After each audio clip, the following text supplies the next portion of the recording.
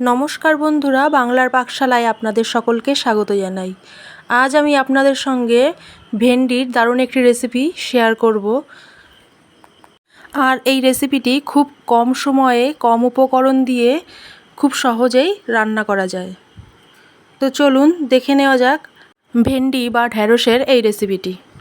এই রেসিপিটি বানানোর জন্য এখানে আমি কচি ভেন্ডি নিয়েছি। আর এই রেসিপিটি কচি ভেন্ডি হলেই ভালো হয়। ভেন্ডিগুলোকে প্রথমেই জল দিয়ে ভালো করে ধুয়ে পরিষ্কার করে নিয়েছি আর লম্বা করে ভেন্ডিগুলো কেটে নিয়েছি।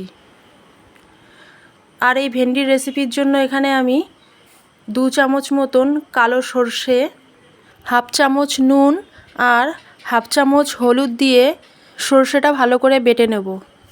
বেটে নেওয়ার পর সর্ষে বাটাটা একটা ছাঁকনির সাহায্যে ছেঁকে নিয়ে সর্ষের যে খোসাগুলো বের হবে সেটাকে আমি ফেলে দেবো। এখন রান্নাটা করার জন্য প্রথমেই আমি কড়াইয়ে পরিমাণ মতন সর্ষের তেল দিয়ে দেবো। সর্ষের তেলটা ভালোভাবে গরম হয়ে এলে সর্ষের তেলের মধ্যে হাফ চামচ মতন কালো জিরে ফোড়ন দিয়ে তাতে কেটে রাখা ভেন্ডি আর 3টে চেরা কাঁচা লঙ্কা দিয়ে ভেন্ডিগুলোকে 1 মিনিট মতন ভেজে নিয়ে ওই ভেন্ডির মধ্যেই পরিমাণ মতন নুন আর হলুদ দিয়ে ভেন্ডিগুলো প্রায় 3-4 মিনিট ধরে ভালো করে ভেজে নেব। আর এই ভেন্ডি ভাজার সময় নুনটা বুঝে শুনেই দিতে হবে, কারণ সর্ষে বাটার সময়ও সর্ষে বাটার মধ্যে হাফ চামচ মতন নুন দেওয়া হয়েছিল। আর বন্ধুরা, এই রান্নাটা সম্পূর্ণই গ্যাসের ফ্লেমটা মিডিয়ামে রেখেই করতে হবে। ভেন্ডিগুলো 3-4 মিনিট ভাজার পর ভেন্ডির যখন কালারটা একটু চেঞ্জ হয়ে আসবে তখন সবজিটা সেদ্ধ হওয়ার মতন পরিমাণ বুঝেই জল দিতে হবে। এই রান্নাটা একটু মাখা মাখা হলেই ভালো হয়, তাই এখানে আমি একদমই অল্প জল দিয়েছি। এখন সবজিটাকে 5 মিনিট মতন ঢেকে রান্না করে নেব। 5 মিনিট পরে ঢাকনাটা খুলে সবজিটাকে একটু নাড়িয়ে নেব।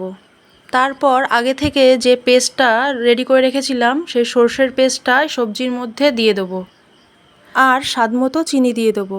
চিনিটা এখানে সম্পূর্ণই অপশনাল, আপনারা চাইলে নাও দিতে পারেন।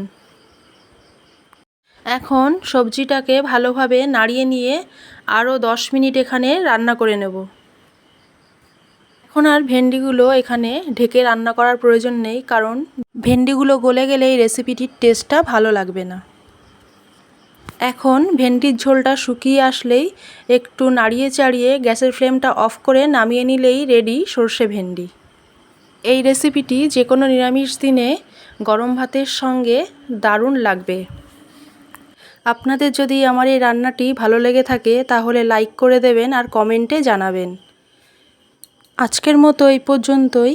আবারও অন্য একটি রেসিপি নিয়ে আপনাদের সঙ্গে দেখা হবে।